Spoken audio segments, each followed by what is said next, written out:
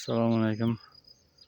Ushbu loyiha Sherobod tuman Mehnatobod mahallasida joylashgan 859-konturda bir kontur mahsulot qovun ekini ko'zdan kechirish jarayoni. Bu yerda qovun ekilgan bo'lib, hozir agrotexnik tadbirlar amalga oshirilib, ekinlar bilan tanishish holati o'rganilmoqda. Qovunlar pishirilib yetish arafasida.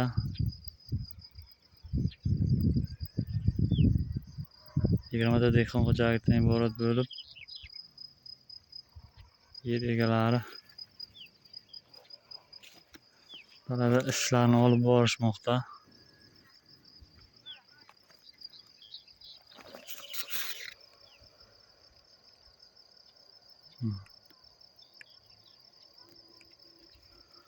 Qovunlar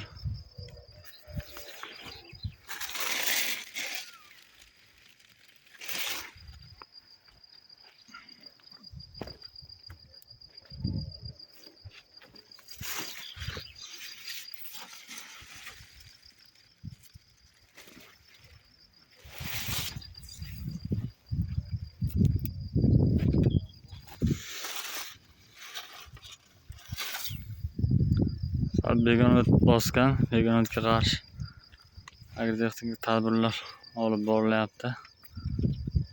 Begonotlar bor, o'ziga yarasha ish jarayoni ketmoqda.